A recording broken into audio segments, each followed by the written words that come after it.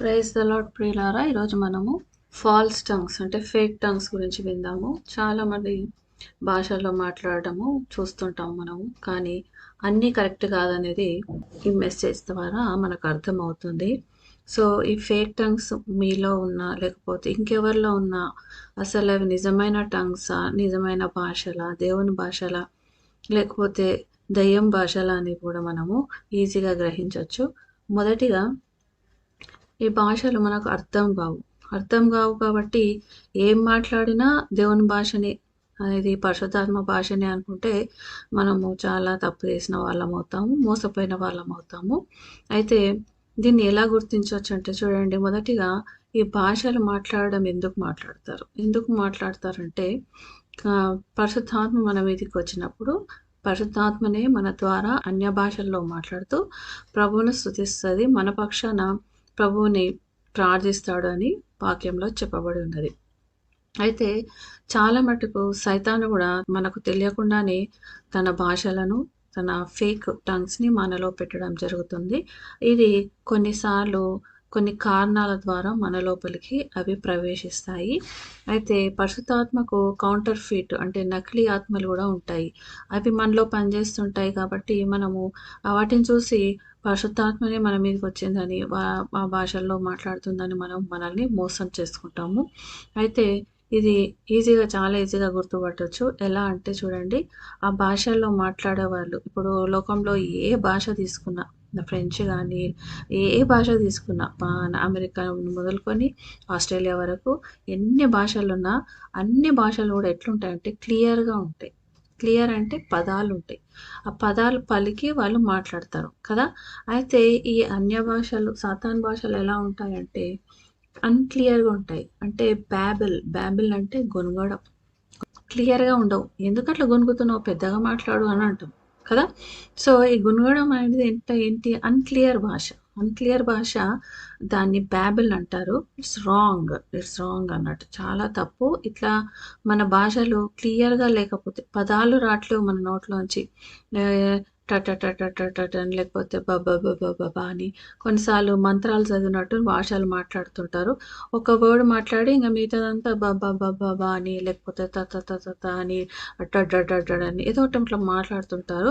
So అట్లాంటివి ఎవరన్నా మాట్లాడుతున్నా లేకపోతే నువ్వే మాట్లాడుతున్నా అది దేవుని భాష కాదని మనం గ్రహించొచ్చు. అక్కడ మనం మోసపోయామని అర్థం చేసుకోవచ్చు. ఒకవేళ అట్లాంటి భాష మనం గాని మాట్లాడుతున్నట్టయితే దాన్ని వెంటనే స్టాప్ చేయాలా. సాతానుని ఎంకరేజ్ చేయొద్దు. It's not funny. ఇమ్మీడియేట్‌గా దాన్ని స్టాప్ చేసి దేవుని దగ్గరికి వెళ్ళి, ప్రభువా మరి ఈ ఆత్మ కరెక్ట్ కాదని తెలుస్తుంది కాబట్టి ఈ దుష్టాత్మను తీసేసి నాలో పరిశుద్ధాత్మను పెట్టు, నిజమైన భాషను నాకు దయచేయమని మనము అడగాలి. ఈ భాషలు మనల్ని ఏం చేస్తాయి, సరిచేస్తాయి అంటే ఎడిఫికేషన్ చేస్తాయి. ఇది షో ఆఫ్ కాదు. చూడండి, చర్చెస్‌లో గానీ, ఇంకెక్కడైనా గానీ నాకు భాషలొచ్చు అని చెప్పడానికి, షో ఆఫ్ చేయడానికి కాదు ఈ భాషలున్నాయి. మనం ఒకరికొకరము సహకరించుకోవడానికి, ఒకరినొకరు సరిదిద్దుకోవడానికే ఈ భాషలున్నాయి గానీ, దేవునితో మాట్లాడడానికి భాష ఉంది గానీ, నువ్వు నాకు భాష ఉంది, నాకు పరిశుద్ధాత్మ ఉంది, నేను అన్య భాషలో మాట్లాడతానని చెప్పి మనం అక్కడ స్టేజ్ మీద నిలబడి చెప్పడం గానీ, లేకపోతే ఒక గుంపులో ఉండి పెద్దగా అరవడం గానీ చేయడము నిజమైన భాషలు కావు. నిజమైన దేవుడు, జీవం గల దేవుడు నీతో మాట్లాడుతుంటాడు. నీకు నిజమైన భాషలుంటే నువ్వు జీవం గల దేవుడు మాట్లాడుతుంటాడు. మన మన మన ద్వారా ఇతరులతో మాట్లాడుతుంటాడు. మనం భాషల్లో మాట్లాడుతుంటాం. కొన్నిసార్లు ఈ భాషలు అర్థమవుతాయి, కొన్నిసార్లు అర్థం కావు. అర్థమయ్యే భాషలు ఎలా ఉంటాయంటే కొంతమంది, ఈ భాషలలో కూడా చాలా రకాలుంటాయి. ఇవి లెవెల్స్ ప్రకారం ఉంటాయి. కొంతమంది మనము అపోస్తల కార్యాలను చూసినప్పుడు వాళ్ళు వివిధ భాషల్లో అంటే వేరే వాళ్ళకొచ్చిన భాష. ఒకరు హెబ్రీ భాషలో మాట్లాడుతున్నారు, ఒకరు ఇంకేదో సిరియా భాషలో మాట్లాడుతున్నారు. వాళ్ళు మాట్లాడి వాళ్ళ తప్పులు వాళ్ళకి తెలియజేస్తుంటే వీడేంది మన భాషలో మాట్లాడుతూ మా తప్పులు తెలియజేస్తున్నారు అని చెప్పి వాళ్ళు అప్పుడు దేవుణ్ణి గనపరిచారు. అదొక టైపు. ఇంకొకటి స్పష్టంగానే మాట్లాడతారు గానీ అది మనకు అర్థం కాని భాష ఉంటది. సో ఆ భాషల్లో మాట్లాడడం కూడా ఏం చేస్తదంటే ఇతరులను సరి చేసేదిగా, లేకపోతే మనల్ని సరి చేసుకునేదిగా, లేకుంటే ఇతరులకు ప్రాఫెసీలు చెప్పడం. ఓకేనా? మనం భాషల్లో మాట్లాడితే ప్రాఫెసీ కూడా చెప్పే వరం మనం కలిగి ఉంటాము. ఆ భాష మాట్లాడతాము. తర్వాత మళ్ళా దాని ప్రాఫెసీ తెలుగులో చెప్పడం, ఇంగ్లీష్‌లో చెప్పడం కూడా చేస్తుంటే భాషకు అర్థం కూడా చెప్తారన్నట్టు. సో, అట్లా చెప్పినప్పుడు వాళ్ళు కరెక్ట్ భాషలో ఉన్నట్టు మనము గ్రహించాలి. కరెక్ట్ భాషలు మాట్లాడుతున్నట్టు గ్రహించాలి. ఈ భాషలు ఎందుకు ఇచ్చిండు ప్రభు అంటే, ఒకరికొకరం హెల్ప్ చేసుకోవడానికి. నీవు అతనికి హెల్ప్ నీవు నీ సహోదరునికి హెల్ప్ చేయాలి. నీ సహోదరుడు నీకు హెల్ప్ చేయాలి. భాషలో అర్థం చెప్పని వారుంటే అసలు మాట్లాడొద్దు అని అంటున్నాడు పౌలు భక్తుడు. అంటే ఏంటి? ఈ భాషలు ఏమవుతున్నాయి? అర్థం చెప్పే వాళ్ళు ఉంటేనే మాట్లాడితే అందరికీ మేలు. ఒక్కనివే మాట్లాడుకుంటే నువ్వు దేవునితో మాట్లాడుకునేటప్పుడు అది నువ్వు ఒంటరిగా ఉన్నప్పుడు మాట్లాడుకో. కానీ అందరిలో ఉన్నప్పుడు మాత్రం భాషలో అర్థం చెప్పేవారు ఉండాలి అన్నాడు. లేకపోతే నువ్వే భాషల్లో అర్థమన్నా చెప్పాలి. భాషల్లో నువ్వు మాట్లాడుతున్నట్టయితే దేవుడు తప్పకుండా దానికి అర్థం ఇచ్చే వరం కూడా ఇస్తాడు కాబట్టి, దేవుడు సగం సగం ఏది చేయడు కాబట్టి, మనకున్న భాషలు కరెక్టా లేదని దీని వర్షం ద్వారా తెలుసుకోవచ్చు. ఈ భాషలు మనం ఎందుకు మాట్లాడతామంటే, మన భాషలు మాట్లాడడం ద్వారా మన మన నోట్లోంచి అగ్ని వచ్చి అసలు మన చుట్టూ ఉన్న సాతానును దహించి వేస్తది. ఈ భాషల్లో మాట్లాడడం ద్వారా మనం ఆత్మీయ యుద్ధం చేస్తుంటాము. మనకు తెలియని మనకు కనబడని చీకటి శక్తులతో మనం పోరాడుతుంటాము. మనలోని అగ్ని పరిశుద్ధాత్మ అగ్ని వచ్చి వాటిని కాల్చివేస్తది. అందులో మనం దేవుణ్ణి ఆ భాషల ద్వారా స్తుతిస్తుంటాం. కొన్నిసార్లు స్తుతిస్తుంటాం. కొన్నిసార్లు ఆరాధిస్తుంటాం. కొన్నిసార్లు పోరాడుతుంటాం. ఇతరుల కొరకు విజ్ఞాపన చేస్తుంటాం. దేవుని గోజాడుతుంటాం. కృతజ్ఞతాస్తుతులు చెల్లిస్తుంటాము. సాతానును బంధిస్తాం, ఎదిరిస్తాం. దేవుని రాజ్యాన్ని నాటుతాం, కడతాం. సాతాను రాజ్యాన్ని పెళ్లగిస్తాం, విరగొడతాం, నశింపజేస్తాం, పడదోస్తాం. కాబట్టి ఈ భాషలు ఎంతో అవసరం. ఈ భాషలు ఉంటే మనకు ఎన్నో దీవెనలు, ఆశీర్వాదాలు వస్తాయి. అలాగే ఫేక్ టంగ్స్ ఉంటే మాత్రం అన్ని శాపాలు మన మీదకి రావచ్చు. కాబట్టి అవి గుర్తుపట్టి అవి సాతాను కార్యాల, దేవుని కార్యాల, సాతాను భాషలా, దేవుని భాషలా అనేది మనం గుర్తుపట్టి వాటి నుంచి మనము విడుదల పొందుకోవాలా. ప్రతి కార్యం ఒక భాషతో చేస్తాం. చూడండి, ఇప్పుడు ఆరాధిస్తున్నామంటే ఒక రకమైన భాష వస్తది. స్తుతిస్తున్నామంటే ఒక రకమైన భాష వస్తది. విజ్ఞాపన చేస్తున్నామంటే ఒక రకమైన భాష వస్తది. దేవుని రాజ్యాన్ని కడుతున్నామంటే ఒక రకమైన భాష వస్తది. సో, దీన్ని మనం చూడొచ్చు. వీటిని అన్య భాషలు అని అంటాము. ఈ పని లెవెల్స్ ప్రకారంగా ఉంటుంది. సో, ఒక్కొక్క లెవెల్ మనం ఎదుగుతూ ఉండే కొద్దీ మనం ఇంకా ఇంకా ఆత్మీయంగా ఎదుగుతుంటాం అన్నట్టు. ఈ ఆత్మల రక్షణ, తప్పిపోయిన వారిని వెతికి రక్షించడం, పాపిని దేవునితో సమాధానపరచడం ఇవన్నీ జరగాలి భాషల్లో మాట్లాడుతున్నప్పుడు.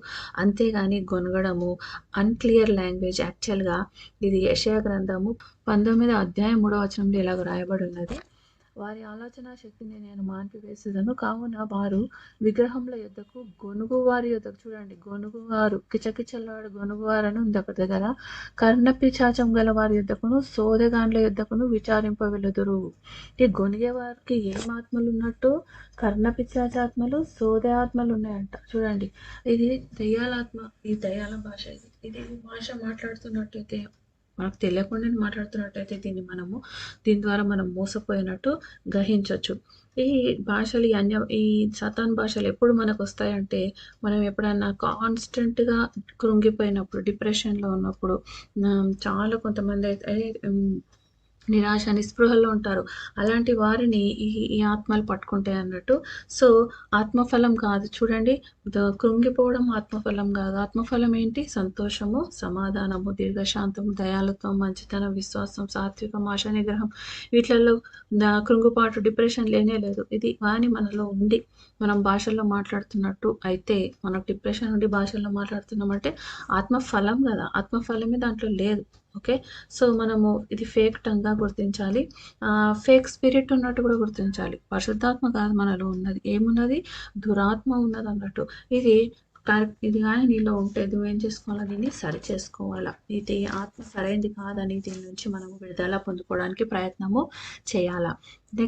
నెక్స్ట్‌ది నిరంతరం పాపంలో ఉంటే, ఏదో ఒక పాపం, వ్యభిచార పాపమే గాని, ఆలోచనలో పాపమే గాని, సిగరెట్లే గాని, వ్యసనాలే గాని, ఆడవాళ్ళు ముఖ్యంగా జెజబెల్ ఆత్మ కలిగి ఉన్న వాళ్ళు ఏం చేస్తుంటారు? ఎక్కువ మేకప్ వేసుకొని, రెచ్చగొట్టే డ్రెస్సింగ్స్ వేసుకొని, హై హీల్స్ తోటి, హెయిర్ స్టైల్స్ తోటి బయటికి వచ్చిందంటే చాలు ఇంక అందరూ వాళ్ళనే చూడాలన్నట్టు అట్లా ఉంటే, ఆ జెజబెల్ స్పిరిట్ ఉండి నువ్వు మాట్లాడుతున్నట్టయితే నీలో కరెక్ట్ ఆత్మ లేదు. ఎందుకు? పరిశుద్ధ పరిశుద్ధాత్మ ఇవన్నీ చెప్పలే. తగు మాత్రపు దుస్తుల ద్వారా ఏ పాపం లేకుండా నేను పరిశుద్ధుడన్నట్టు మీరు పరిశుద్ధుడని అప్పుడే మనకు మంచి స్పిరిట్ ఉంటది.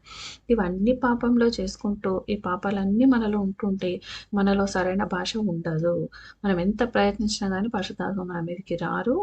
మనల్ని మంచి భాషలోకి మాట్లాడేటట్టు అలౌ చేయరు. అందుకని మనం ఏం చేయాలంటే ఇటువంటి పాపంలో ఉన్నట్టయితే తప్పకుండా పశ్చాత్తాపపడి ప్రభువా సాతానుకు మా ద్వారం తెరిచాను కాబట్టి మోసకరమైన మా నాలుక నాకు మీద సాతాను విడిచాడు కాబట్టి నేను ఈ అన్య భాషలు సరిగా మాట్లాడలేకపోతున్నానని ప్రభువును వేడుకున్నట్టయితే ప్రభు తప్పకుండా నిన్ను కనికరించి ఆయన క్షమించి నీకు పరిశుద్ధాత్మను మరియు ఆయన వరాలను మీకు అనుగ్రహిస్తాడు. చూడండి, మనము ఈ లోకంలో సోల్జర్ ఎట్లుంటాడు, మామూలు డ్రెస్లో తిరగడు కదా. మనము ఆత్మీయ దుస్తులని మనం ఆత్మరక్షణానికి శిరస్నానం వేసుకోవాలి, విశ్వాసం అనే డాల్ పట్టుకోవాలి. సో మనకు వాక్యంలో ఉన్నట్టుగా మనం ఆ ఆత్మీయ డ్రెస్లో మనం ఉండాలి. కానీ ఈ లోకం డ్రెస్లో వాళ్ళకు అన్యులతో పోటీ పడుతూ వాళ్ళకంటే ఎక్కువగా తయారు కావడం, లేకుంటే వాళ్ళకంటే ఎక్కువగా పాపం చేయడం ఇలాంటివి ఉంటే మనలో ఫేక్ స్పిరిట్ ఉన్నట్టు, ఫేక్ ఆత్మ ఉన్నట్టు మనం గ్రహించవచ్చు. నెక్స్ట్ ఇంకా మనకు ఒకవేళ మోసకరమైన నాలుక ఉంటే, మోసకరమైన నాలుక ఏమి చేస్తుంటుంది చూడండి, పుకార్లు పుట్టిస్తుంటుంది, విమర్శిస్తుంటుంది, అసూయ మాటలతోటే కొంతమంది హత్య చేస్తుంటారు, చంపేస్తుంటారు కదా, మాటలతోటే చంపేస్తుంటారు. సో అలాంటి ఆత్మ ఉన్న, జెజబేల్ ఆత్మ ఉన్న, మన మాటలు సరిగా లేవు, కట్టే మాటలు లేవు, ఆదరించే మాటలు లేవు మనలో.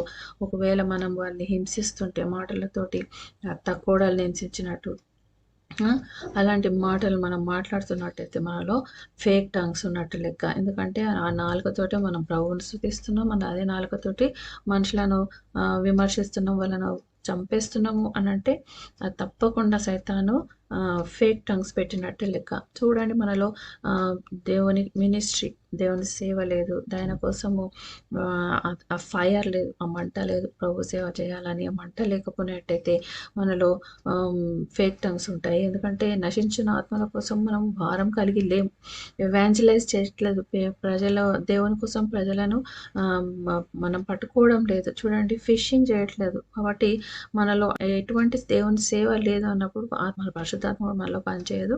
ఇంకా భాషలు కూడా మనవి సరైనగా ఉండవు. ఎవరు నశించిపోవద్దు అనేది పరలోకంలోని అజెండా. కాబట్టి ఆ పరలోకపు అజెండా మన లోపల నడవడం లేదు, మన లోపల జరగడం లేదు అంటే మనలో పరిశుద్ధాత్మ లేనట్టే లెక్క. దేవుని శక్తిని ఆశ్రయించాలి, దేవుని శిలువను ఆశ్రయించాలి, దేవుని రక్తాన్ని ఆశ్రయించాలి, దేవుని పునరుద్ధాన శక్తిని ఆశ్రయించి యేసు నామమున మనము ఈ దురాత్మ నుంచి విడుదల పొంది పరిశుద్ధాత్మను పొందుకున్నటకు దేవుడు సాయం చేయనుగాక. ఇంకా ఎవరైతే వర్షిప్ చేయరు, వర్షిప్ అంటే చూడండి, ఆత్మ ఉండడమే వర్షిప్. ఆ పరిశుద్ధాత్మ ఉందంటే మనకు తెలియకుండానే మనం భాషల్లో మాట్లాడుతుంటాం, దేవుని స్తుతిస్తుంటాం, ఆయనలో లీనమైపోతాము. ఓకే, ఇంకా ఆయనలో ఆరాధిస్తుంటాము, ఘనపరుస్తుంటాం. చూడండి, ప్రభు ఏమంటున్నాడు, నన్ను ఆరాధించేవారు ఆత్మతో సత్యంతో ఆరాధించాలన్నాడు. ఆత్మతో సత్యంతో ఎప్పుడు ఆరాధిస్తాం? పరిశుద్ధాత్మ ఆయన యొక్క వరాలు కలిగి ఉన్నప్పుడే మనం ఏం చేస్తుంటాం? ఆయనను స్తుతిస్తూ ఘనపరుస్తూ మహిమపరుస్తుంటాం. సో ఎవరైనా టంగ్స్ ఉండి వర్షిప్ చేయట్లేదు అని అంటే మనం ఏం గ్రహించాలా? వాళ్ళకు ఫేక్ టంగ్స్ ఉన్నట్టు గ్రహించాలా. ఎప్పుడు మనం స్తుతిస్తున్నట్టయితే మనలో పరిశుద్ధాత్మ ఉన్నట్టు లెక్క. యోహాను 16:14 కూడా ఇదే వ్రాయబడి ఉన్నది. పరిశుద్ధాత్మ నీలో ఉండి మనం ఏం చేస్తామంటే దేవుని ఘనపరుస్తామంట. అందుకే మనకు ఆత్మను టంగ్స్ని ఇచ్చేది. సో ఇవన్నీ ఏవి జరగట్లేదు. ఓకే, మనకేదో 2 మాటలు వచ్చిన తర్వాత అంత బాబా ఏదో ఒకటి అంటున్నాం అనుకోండి. సో అవి మనకు పరిశుద్ధాత్మ కాదు అని గుర్తుపట్టి యేసు ప్రభువును క్షమాపణ వేడాలి. ఫస్ట్ క్షమించు ప్రభువా, నన్ను క్షమించు, నాకు తెలియక జరిగిపోయింది కాబట్టి నన్ను క్షమించు, నాకు పరిశుద్ధాత్మ నాకు దయచేయి, నా భాషలో నాకు అనుగ్రహించు, దాని ద్వారా నీ సేవ చేయుటకు, నేను ఘనపరచుటకు, నేను మహిమపరచుటకు నన్ను వాడుకోమని మా ప్రభువును అడుగుంటే తప్పకుండా దేవుడు సహాయం చేస్తాడు. ప్రభు మీకు అట్టి సహాయం అనుగ్రహించును గాక. యేసుక్రీస్తు నామమున విడుదల పొందుదురు గాక. ఆమేన్.